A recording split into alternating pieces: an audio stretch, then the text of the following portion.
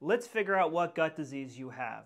So if you have diarrhea and it's green, yellow, biley, bubbly, and it burns when it comes out, this is actually your gallbladder and pancreas going in and out of overdrive. When it goes into overdrive, it dumps all of its bile into the small intestine, and it's very irritating. So what your intestines do is it contracts all the muscles to get it out of you as fast as possible, because it's going to damage your intestines if it doesn't get it out really fast.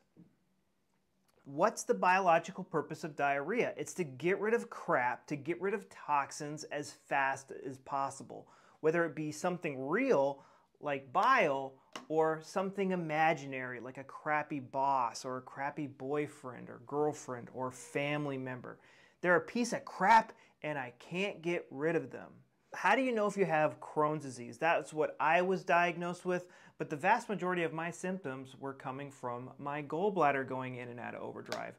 I've helped many people recover from all sorts of gut issues, even when undiagnosed, with my 13-day protocol. My webinar is a free instant version of this. Now, Crohn's disease has this definition of inflammation anywhere from mouth to butthole, but it normally gets diagnosed when someone finds inflammation in the last part of the small intestine.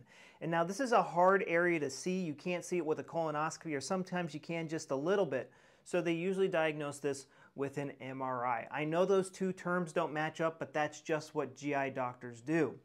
And now what's happening in the small intestine, it's what is something I couldn't absorb and I was angry and frustrated about it. Only flat growths can grow in the small intestine, and they aid with absorption. Now during the conflict active phase, I can't absorb my girlfriend, I can't absorb her.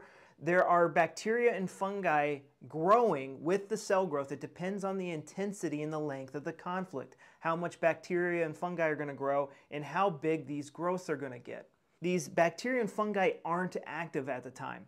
Now, when this gets resolved, the body will get rid of these extra gut cells with the help of bacteria and fungi.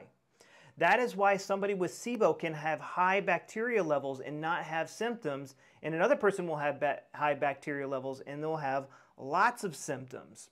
So things like SIBO, Candida, E. coli, C. diff, this is just somebody that resolved their conflict and the body is getting rid of these extra gut cells. Now this process just keeps going on and on and on, on and on and on, when the conflict is constantly on, off, and there's a lot of PTSD triggers putting the gut in and out of overdrive, in and out of overdrive.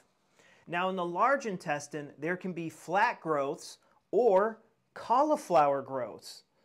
And these cauliflower growths have been tested, and they produce extra digestive juices. So for the colon, when somebody has a lot of polyps, it's what is crap I couldn't break down and get rid of. When somebody has a lot of flat growths, it's going to be what was something important to my survival I could not absorb. Now somebody will be constipated and bloated when someone has this attitude towards the conflict of, oh, I wanted to hold on and suck all the value out of my girlfriend, but I couldn't. I'm trying to hold on to this person, or I'm trying to hold on to the money, but I can't. And they're sad and depressed about it. Versus diarrhea, it's this crap we want to get rid of, and they're usually angry and frustrated. Notice how it's like this common theme with the autonomic nervous system. Fight or flight, get rid of, and then there's freeze. Fearful and freeze, and we're holding on to it. Now somebody will get diagnosed with IBS when they do a colonoscopy and they do an MRI and they don't see any inflammation anywhere. Colitis gets diagnosed when they do a colonoscopy and they look around and they're looking for inflammation.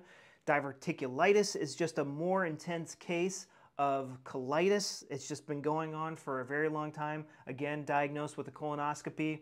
Now, when these extra gut cells are getting removed, a lot of blood and mucus is involved in the process, and we can get blood or mucus in the stool. Somebody will have a pencil stool when the whole entire colon is inflamed, and normally down here because the stool starts to form right here. So maybe there is a growth that is, blocking things like that, or the whole entire colon is inflamed, making it a pencil stool. When these extra gut cells are getting removed, somebody could just have normal diarrhea as well. Or when there's a lot of gut cells being removed, especially when it's close to the end of the colon, there could be a lot of blood. I go over this in much more detail in my free webinar, which is a mini version of my 13-day protocol. If I had to heal my gut all over again, this is exactly what I would do.